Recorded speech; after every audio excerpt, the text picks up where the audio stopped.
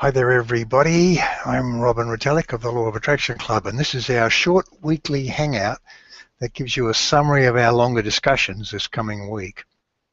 Of course, we invite you to come along Saturday and either Wednesday or Thursday to our open calls. Bring your questions. This week we'll be talking to you about watching your language and the good things that will start to happen when you do. Here's Tara.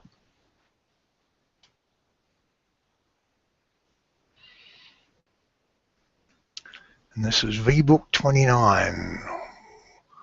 What are you saying? Law of Attraction Techniques Explained. Here are some of the declarative statements we've heard recently. Some people can pivot away from negative feelings, but I can't. Meditation, or letting go, or releasing, or visualizing, doesn't work for me. Whenever that person does that thing, I always react badly. I'm an early morning or a late night person. I've messed up my life so far and there's no way of undoing that. It takes years of work to get to the place of being able to create this particular thing. We need to rally together to save the world, bring peace, help the homeless. If I can just find my true purpose in life, things will be different for me. These words, of course, indicate the underlying belief being held. So what's a belief? Simply this. A belief is a habit of thought, period. That's it. Even those so-called core beliefs of yours are choices you made way back when and practiced into your tapestry of beliefs and expectations. So let's pick this apart a little here and see if we can help you find a new way to see those beliefs of yours for what they are. And then we'll get into some processes you can use for changing them. We do not mean all of them, of course. Most of them are serving you well. We mean just the ones that are holding you back from where you want to be.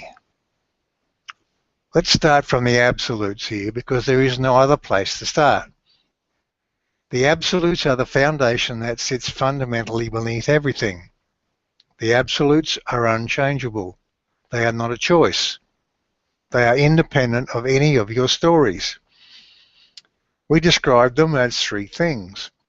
Number one, you are a consciousness, an always connected part of the collective consciousness of all that is.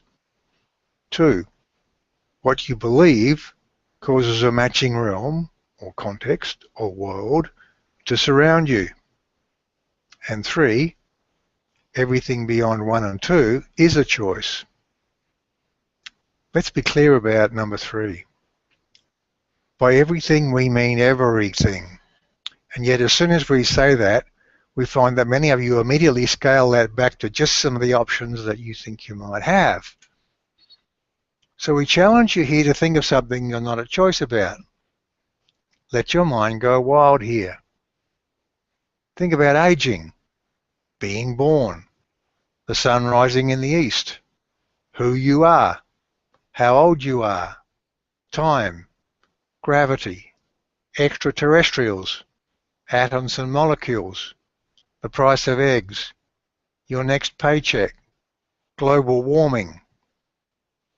You can see where we're asking you to go, to everything except absolutes 1 and 2. You have beliefs and expectations about all of those things, and it is those beliefs, and only those beliefs, that attract the matching context that appears around you by what we call the law of attraction. Let's say, take aging as an example. Think about everything you know about it. In your world, aging is a process defined by just those beliefs of yours. It's nothing to do with what any other consciousness thinks about it. If you don't know about it, what you don't know about it doesn't exist. Now you may choose to read and discover something about your world within the range of possibilities you've allowed, and you may, as a result, choose to believe something new. And all that means is that you've now coloured in some of more of the details in that world of yours. But until you do that, those details do not exist. You do not share one world with everybody else. You interact into your world, matching versions of everything and everybody. It's not a physical world that's out there, external to you, that you have to live in and deal with. It's a movie playing in your mind. So can you see that the only thing that keeps anything in your world today the same as it was yesterday is that you have not changed your beliefs about it? Now, in none of this are we suggesting there is any particular thing you need to change. We just want you to really get how powerful you are. Nor are we suggesting that you have to keep focusing on changing things. You are here, after all, to enjoy the show.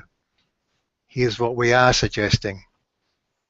Now that you know the extent of what's under your personal control, let's hear it again, everything except those two absolutes, we're encouraging you to develop an ongoing and ever-present awareness of who you are.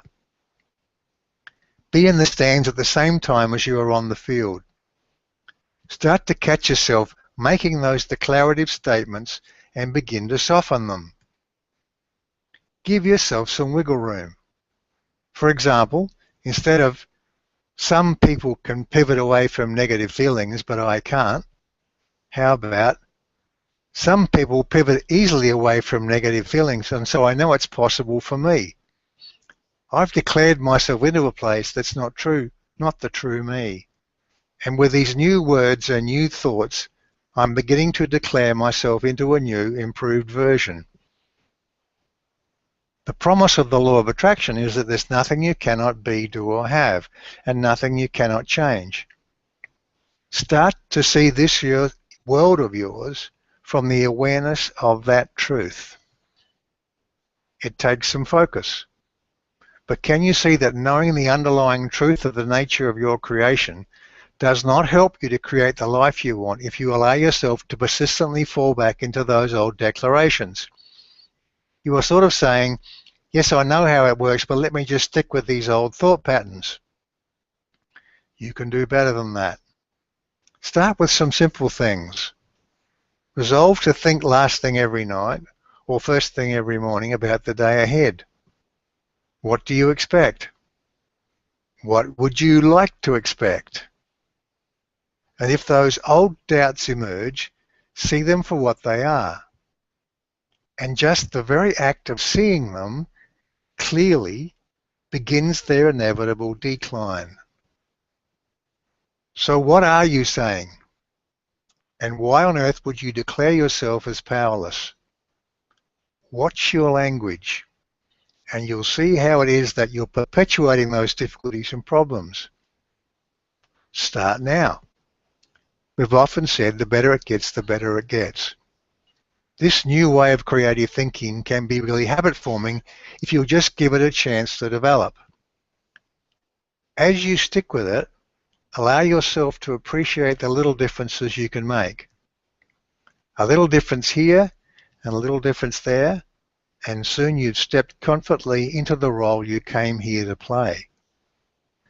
There's no single thing in heaven or earth you cannot change, because you're creating heaven and earth, and everything in both places.